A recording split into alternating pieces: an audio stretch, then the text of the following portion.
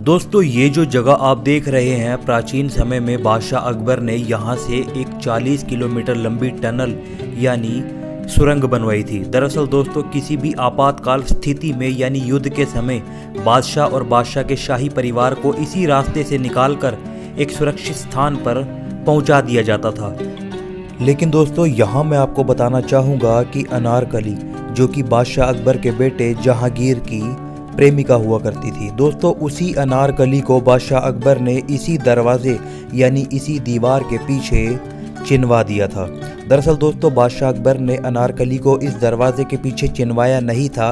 अनारकली को इस सुरंग के रास्ते पहले दिल्ली पहुंचाया गया और दिल्ली के बाद लाहौर पहुंचा दिया गया और बादशाह अकबर ने बाहर ये ऐलान करवा दिया कि अनारकली को इस दीवार के पीछे चिनवा दिया गया है। तो दोस्तों यही है इस दरवाजे और इस दीवार की पूरी हिस्ट्री। और दोस्तों इसी कहानी पर आधारित है बॉलीवुड की super duper hit film Mughal-e-Azam, जिसमें सलीम और अनारकली के उस सच्चे प्यार को दिखाया गया है। और दोस्तों ये है फतेहपुर सीकरी की सबसे खास जगह जिसे कहा जाता है शेख सलीम चिश्ती साहब की दरगाह। और दोस्तों इसे उस समय सफ़ेद संगमरमर से बहुत ज़्यादा सुंदर बनाया गया था। और दोस्तों ये सारा सफ़ेद संगमरमर उस समय राजस्थान के मकराना से मंगाया गया था। और दोस्तों इसके दरवाजे पर आप देखेंगे तो यहाँ पर कुरान शरीफ की कुछ आयतें लिखी गई है। और दोस्तों इस दरवाजे को जन्नती दरवाज़ा भी कहा जाता है। और साथ ही दोस्तों मैं आपको बताना चाहूँगा कि बादशाह अकबर के ग्रैंडसन शाहजहाँ ने इसी दरवाजे की कॉपी ताजमहल के दरवाजे को बनाने के लिए की थी।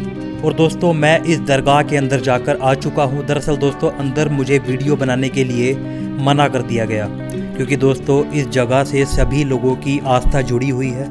दरअसल दोस्तों यहाँ पर हिंदू, मुस्लिम, सिख, ईसाई सभी आते हैं, अंदर चढ़ावा चढ़ाते हैं, दुआएं मांगते हैं और शेरनी जिसे हम प्रसाद भी कहते हैं वो लेकर बाहर आते हैं। और दोस्तों यहाँ पर आने के लिए किसी के लिए भी मना नहीं है, यहाँ पर किसी भी धर्म का इंसान आ सकता है।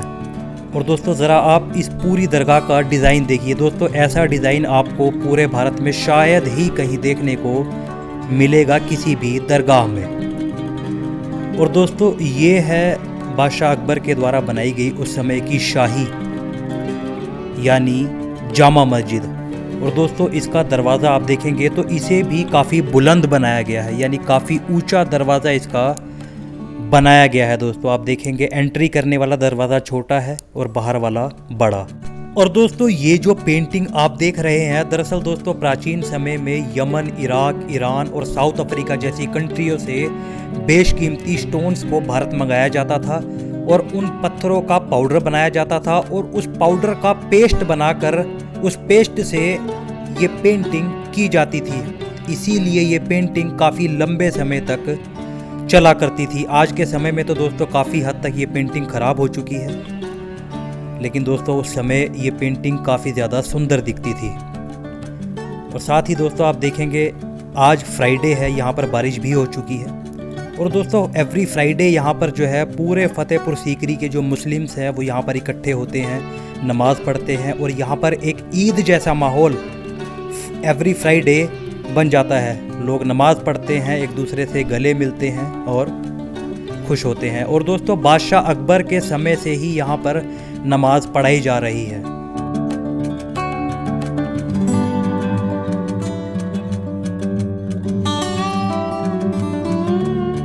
और दोस्तों ये है वो बुलंद दरवाज़ा जिसे बादशाह अकबर ने यहाँ पर बनवाया था। दोस्तों इसे मैं आपको दिखाने वाला हूँ इसकी फ्रंट वाली साइड से।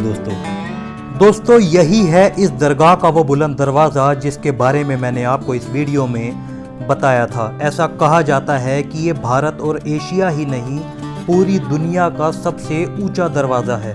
बादशाह अकबर ने 15वीं शताब्दी में अहमदनगर की जीत की खुशी में इसे यहाँ बनवाया था। दोस्तों 1601 में इसे बनवाना शुरू किया था और 1602 में ये बनकर तैयार हुआ था, यानी पूरा 1 साल सिर्फ इस दरवाजे को ही बनने में लगा था। और काफ़ी ऊंचा और सुंदर इस दरवाजे को उस समय बनाया गया था। और इसकी ये जो स्टेयर आप देख रहे हैं इसमें टोटल 52 स्टेप्स बनाए गए हैं, यानी कुल 52 सीढ़ियाँ इसमें बनाई गई हैं। और इस बुलंद दरवाजे की जो हाइट है वो 176 फीट यानी 176 फुट है और चौड़ाई 90 फीट यानी 90 फुट। दोस्तों अब मैं आपको इस दरवाजे को ऊपर जाकर दिखाता हूँ।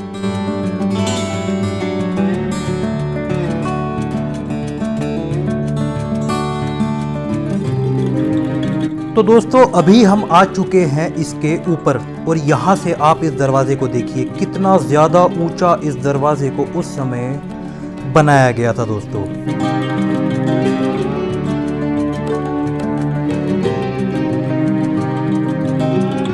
और इस तरफ से आपको पूरे फतेहपुर सीकरी का नज़ारा साफ दिखाई देगा और कहा जाता है कि इस फतेहपुर सीकरी को बादशाह अकबर ने ही बसाया था।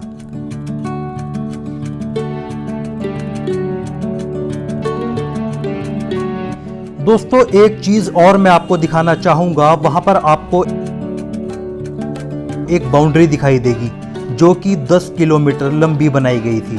कहा जाता है कि बादशाह अकबर ने इस पवित्र शहर फतेहपुर सीकरी को सेफ यानी सुरक्षित रखने के लिए इस शहर के बाहर 10 किलोमीटर लंबी एक बाउंड्री करवाई थी जो आज के वक्त में काफ़ी हद तक टूट चुकी है। और ये जो टोंब आप देख रहे हैं, कहा जाता है कि ये टोंब शेख सलीम चिश्ती साहब की दरगाह से भी पुराना है और यहाँ पर भी लोग आया करते थे, माथा टेका करते थे और मन्नतें मांगा करते थे।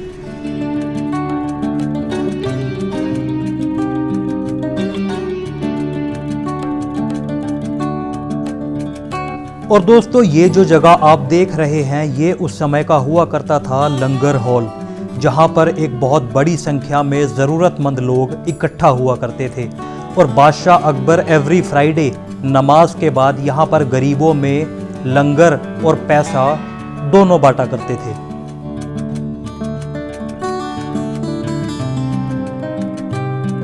दोस्तों बादशाह अकबर के समय यहाँ पानी की बहुत बड़ी शॉर्टेज यानी किल्लत हुआ करती थी और उस पानी की उस किल्लत से निपटने के लिए बादशाह अकबर ने यहाँ पानी के बहुत बड़े बड़े टैंक बनवाए थे। ये जो सामने आप देख रहे हैं यही है वो पानी के बड़े बड़े टैंक जिन्हें आज लोहे का एक जाल लगाकर कवर कर दिया गया है। और दोस्तों इसी टैंक से यहाँ घरेलू काम हुआ करते थे जैसे कपड़े धोना, बर्तन धोना, खाना बनाना इत्यादि। और इस तरफ भी एक मज़ार बनी हुई है जहाँ लिखा हुआ है हजरत चांद शाह बाबा और उनकी यहाँ ग्रेव भी बनाई गई है। दोस्तों अब मैं आपको इस बुलंद दरवाजे पर की गई उन लोगों की वो महान कारीगरी दिखाना चाहूँगा।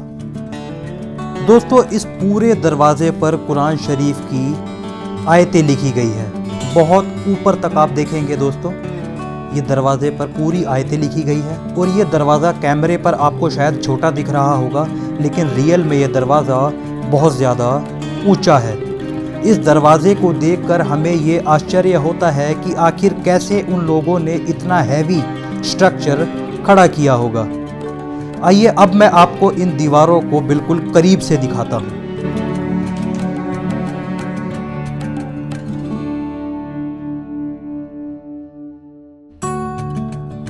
ये देखिए उस समय में भी उन लोगों ने इतनी ऊपर चढ़कर कितनी बारीक पेंटिंग यहाँ पर की थी और ये उसी समय की ओरिजिनल पेंटिंग है जो आज भी काफ़ी हद तक बची हुई है और इसमें कुछ भी नया ऐड नहीं किया गया है, सब कुछ ओल्ड एंड ओरिजिनल है। और यहाँ आप देखिए कि इस सफ़ेद संगमरमर को काट कर किस तरह इस लाल बलुआ पत्थर के अंदर फिट किया गया है और इसे देखकर आप आइडिया लगा सकते हैं कि कितना ज़्यादा हार्डवर्क उन मजदूरों ने उस समय किया था। देखिए कितनी बारीक कटिंग इस लाल बलुआ पत्थर में की गई है और ये उस समय का काम है जब हमारे पास कोई भी मशीन या एडवांस टूल नहीं हुआ करते थे। और दोस्तों ये ऊपर जाने का रास्ता है जो आज के समय में बंद कर दिया गया है।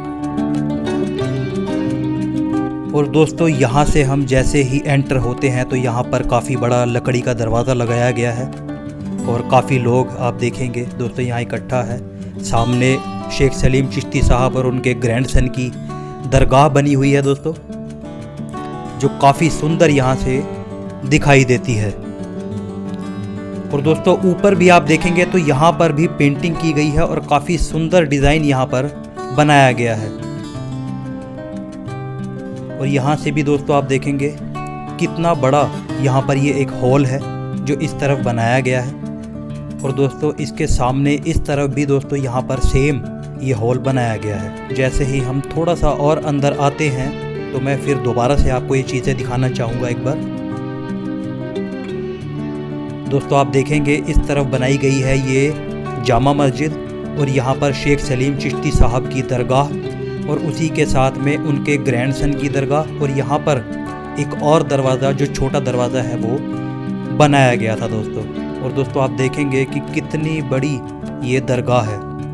सो गाइस दरगाह से मैं आ चुका हूँ बाहर। शेख सलीम चिश्ती की जो दरगाह है वहाँ से मैं उसको पूरा एक्सप्लोर करके बाहर आ चुका हूँ एंड आपको भी दिखा चुका हूँ, उसकी हिस्ट्री भी मैं आपको बता चुका हूँ। एंड गाइस कैसी आपको ये दरगाह लगी कमेंट सेक्शन में ज़रूर बताएं। And guys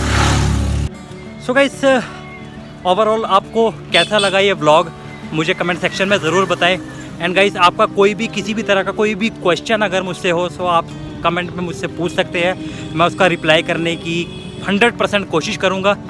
and guys blog को करते हैं यहीं पर एंड गाइस अगर आपको ये वीडियो पसंद आई हो तो प्लीज़ इस वीडियो को लाइक एंड शेयर करें, चैनल को लाजमी सब्सक्राइब करें। एंड मिलते हैं गाइस जल्दी किसी शानदार व्लॉग में अगले। हाँ बेटा, वीडियो अगर पसंद आई तो लाइक शेयर सब्सक्राइब करें एंड मिलते हैं जल्दी अगले किसी शानदार व्लॉग में। तब तक के लिए take care, bye bye and thank you guys.